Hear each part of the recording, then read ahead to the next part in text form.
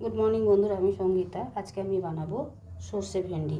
সর্ষে ভেন্ডি বানানোর জন্য দেখো লাগছে, আমি আগে থেকে কালো সর্ষে, সাদা সর্ষে, পোস্ত আর একটা কাঁচা লঙ্কা ভিজিয়ে রেখে দিয়েছি যাতে তাড়াতাড়ি বাটাটা হয়।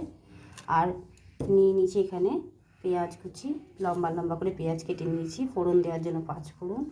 আর এখানে রসুন পেস্ট, আদা, সামান্য পরিমাণে কাঁচা লঙ্কা, ঝালটা নিজেদের মধ্যে নেবে, নুন, হলুদ আর চিনি, আর লম্বা লম্বা করে ভেন্ডি আর একটি টমেটো।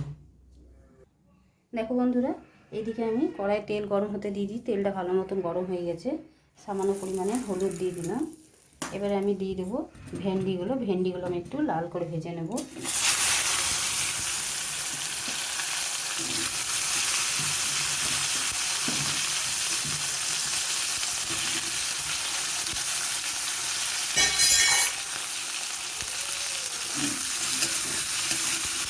ভেন্ডিগুলো আমি কিছুক্ষণ লাল করে ভেজে নেব। দেখো বন্ধুরা, ভেন্ডিগুলো খুব ভালো মতন ভাজা হয়ে গেছে। এবারে আমি তুলে নেব। তারপর ওই কড়াইয়ের মধ্যে, ওই তেলের মধ্যে আমি ফোড়ন দিয়ে দেবো, 5 ফোড়ন আর পেঁয়াজটা।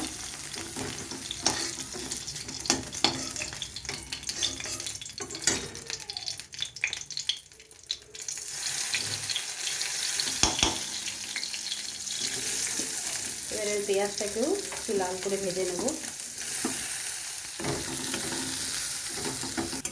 দেখো বন্ধুরা, পেঁয়াজটাও আমার হালকা মতন ভাজা হয়ে গেছে। এবারে আমি দিয়ে দেবো রসুন, আদা আর কাঁচা লঙ্কা পেস্ট। কিছুক্ষণ আমি কষিয়ে নেব যাতে কাঁচা গন্ধটা না থাকে। এইভাবে আমি কিছুক্ষণ কষিয়ে নিই।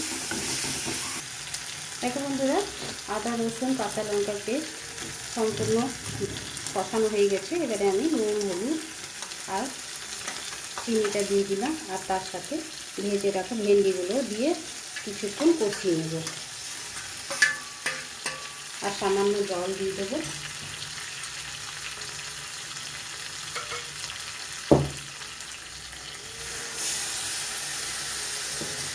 এবারে আমি কিছুক্ষণ এভাবে কষিয়ে নেব যাতে ভেন্ডিটাও ভালোভাবে সেদ্ধ হয়ে যায় কষাতে কষাতে। এইভাবে আমি কিছুক্ষণ কষিয়ে নিই, তারপর তোমাদের কাছে আবার ফিরে আসবো। দেখো বন্ধুরা, ঢাকা দিয়ে আমি কয়েকবার কষিয়ে নিয়েছি ভালো করে, সামান্য পরিমাণে জল দিয়ে। ভেন্ডিগুলো ভালো মতো দেখো সেদ্ধ হয়ে গেছে।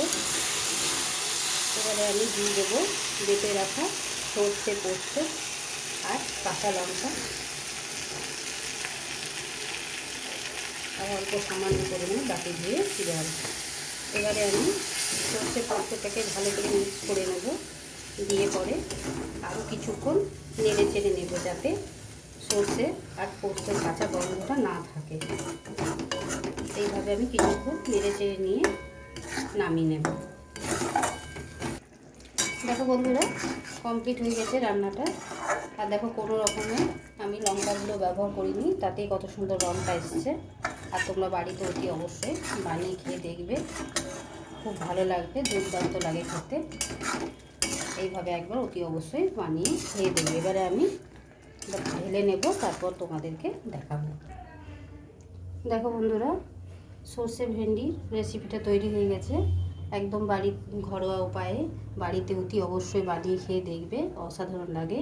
আর রেসিপিটা যদি ভালো লেগে থাকে তাহলে ভিডিওটাকে লাইক, শেয়ার এবং চ্যানেলটিকে সাবস্ক্রাইব করে দেবে, আর পরিবার পরিজনের সাথে শেয়ার করে দেবে।